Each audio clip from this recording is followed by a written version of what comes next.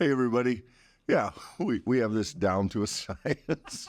I shouldn't say we like I have any idea how any of it works. I'm glad you're with us today as we remember close out a week. Won't be meeting tomorrow on Thursday, but as we continue here, just in the opening words of the Gospel of John, the first chapter. Yesterday, we looked at what's called the prologue, that beautiful introduction that John gives us. In the beginning was the Word. And it's interesting, Michael, how quickly John transitions from this kind of cosmic scope to the very practical. And it may be surprising if you've never thought about it before, that having introduced us to what we will later learn is the cosmic Christ. But before we've used the name Jesus, before we've done any of that, John is going to introduce us to a person. And the Gospel of John places incredible importance on the character of John the Baptist as the herald, as the announcer, the forerunner, the one who gets it, who brings the information. And so John celebrates that role by placing him very, very early in the story here, or at least in his version of the story. So let me just read a couple verses for you, and we'll come back and try to unpack them. There was a man sent from God whose name was John. He came as a witness to testify the light, so that all might believe through him. He himself was not the light, but he came to testify to the light. The true light, which enlightens everyone, was coming into the world. So we don't know at this point in the story what any of this means, but we know that here we meet a man named John who is primarily tasked with witnessing. The text uses the word witness and testify. It makes it very clear this is going to be fleshed out later. Some conflict about is he or isn't he himself the one. And we start right off with the affirmation that he is not. He himself was not the light.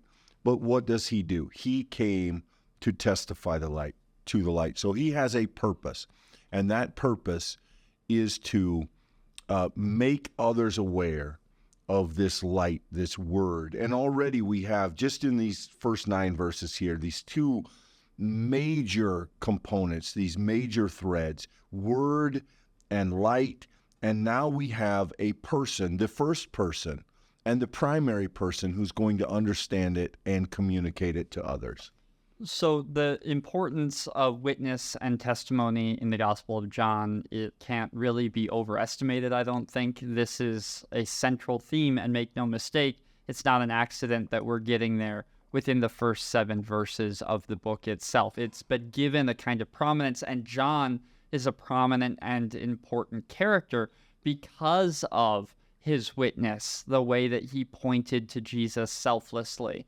And Clint, I think that maybe if you took a survey of Christians and you asked them about the importance of characters in the New Testament, and you ask them maybe, who's the most important character of the New Testament, you're going to get, I would think, a variety of answers. Some are going to say Peter because, he's the rock, and I think you're going to have others maybe talk about John because he's the beloved disciple. But it's interesting here that John the Baptist is given a central role here, a starting note in the Gospel of John, because John the Baptizer is the one crying out in the wilderness, paving the way of people's imaginations, helping them understand the kind of personal effect that will be required when meeting the Son of God. And I think what we're going to discover as we come through this gospel is John the Baptist has a particularly important role in this gospel because John the Baptist represents an individual who, and let's make sure that we see it right here in the text,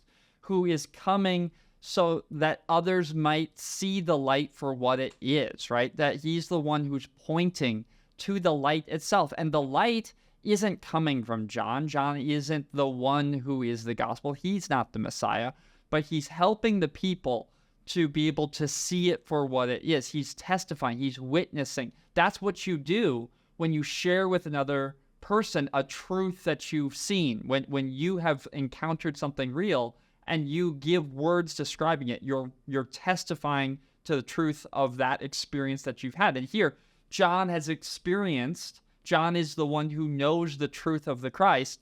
And if we listen to him, he's that first herald, that first speaker, first preacher of that truth.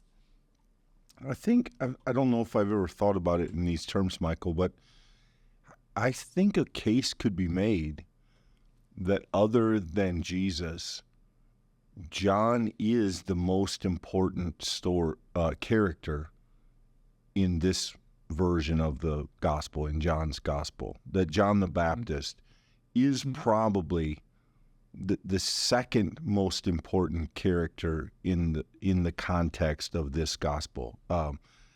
We'll have some opportunity to reflect on that. We will see, and part of it may prove the point, or at least speak to the point, that we'll have multiple opportunities to have that conversation. In most of the other gospels, John kind of on the scene at the surface, but John the Baptist is going to stay in some ways longer, and I think, again, arguably have a more pronounced role in the Gospel of John, and that's one of the distinctives of this gospel. We also see here, as you pointed out, the idea of testify, the idea of witness. These are massive themes in this gospel. They're going to be constantly before us as people hear a report, as they tell what they've seen, as the disciples are sent out to testify and to witness. These are words that are going to come back around again and again. These are bells that John is going to ring frequently. And as you, I think, wisely point out, no accident that they show up so early. Notice we're also still here balancing the themes of light and dark. Now we're adding notes to that song. We're adding the idea of witnessing. We're adding the idea of testifying to the light. And this is the true light. And notice, what does the light do? Enlightens everyone. And that light is coming into the world. So we're still in the prologue of the story, kind of an explanation of where the story is going to begin and what's at least initially going to happen. But really interesting, I think, that John, after yesterday's kind of very high theological, beautiful prose, now says, let me tell you about this man, or at least introduce you to this man who understood what was happening and came to tell others about it so that they would know as well. Really interesting themes that John is streaming together here in the early part of this chapter. So I'm not going to rush ahead. You're going to want to join us when we continue the conversation and keep traveling through this book.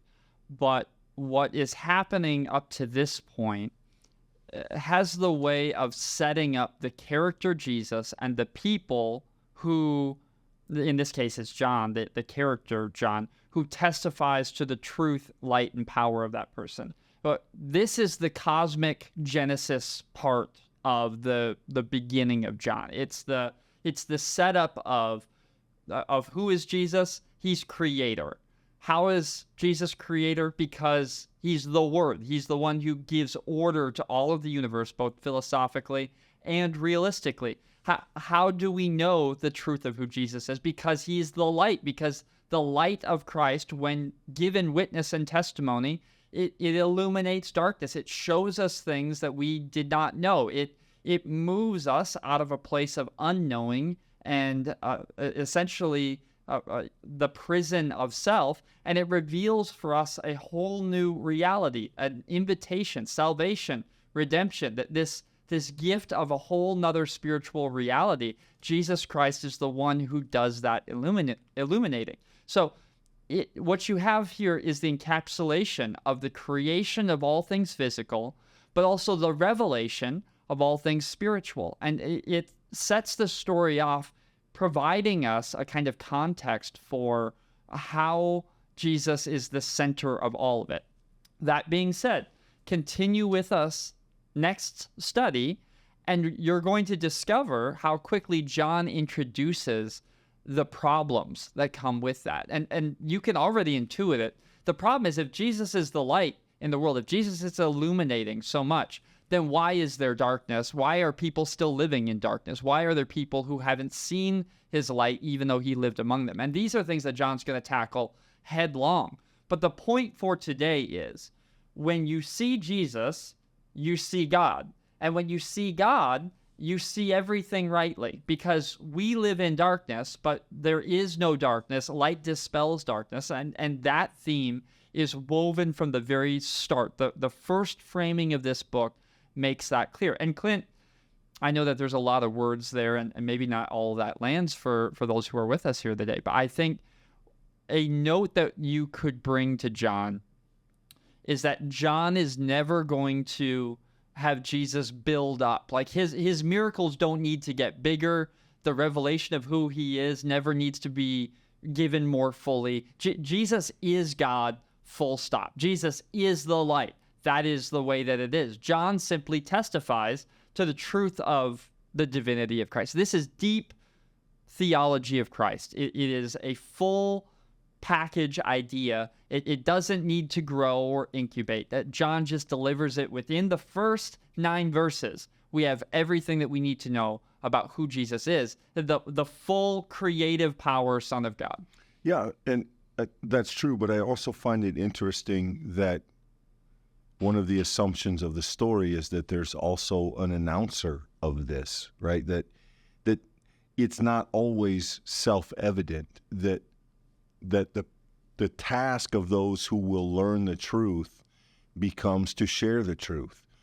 Those who have seen the light are to take a role in enlightening others. And so already there's a kind of divine human partnership that John is leaning toward, as we see that this man, John the Baptist, is a witness.